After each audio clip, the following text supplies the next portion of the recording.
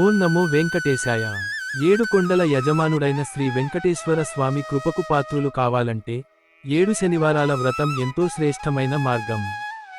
7 శనివారాల పాటు భక్తిశ్రద్ధలతో ఆచరించే ఈ సప్త శనివార వ్రతం వలన జీవితంలోని శని దోషాలు తొలగి శాంతి, ఐశ్వర్యాలు సిద్ధిస్తాయని పురాణాలు చెబుతున్నాయి. పూజా విధానం: ప్రతి శనివారం ఇలా చేయాలి. ఉదయాన్నే లేచి శుభ్రంగా స్నానము చేసి శుద్ధ వస్త్రాలు ధరించాలి.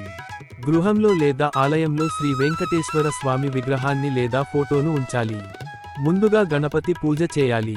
దీపారాధనతో పాటు తులసితో స్వామికి నైవేద్యం సమర్పించాలి.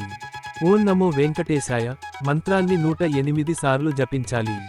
శ్రీ వెంకటేశ్వర అష్టోత్తర శతనామావళి పఠించాలి. నైవేద్యంగా పులిహోర, చక్కెర పొంగళి లేదా శుద్ధమైన ప్రసాదం సమర్పించాలి. పూజ అనంతరం వ్రత కథ చదవాలి లేదా వినాలి.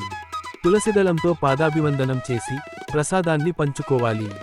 ప్రతి శనివారం ఇలా చేసుకుంటూ 7 శనివారాలు పూర్తి చేయాలి. ఈ వ్రతాన్ని భక్తిశ్రద్ధలతో చేసిన వారికి శని దోషాలు తొలగిపోతాయి, కుటుంబ కలహాలు శాంతిస్తాయి, ఉద్యోగ, వ్యాపారాలలో అభివృద్ధి కలుగుతుంది, ఆధ్యాత్మిక శాంతి, మోక్ష ప్రాప్తి కూడా సిద్ధిస్తుంది. గోవిందా గోవిందా శ్రీనివాస శ్రీనివాస ఏడుకొండల వాడ గోవిందా.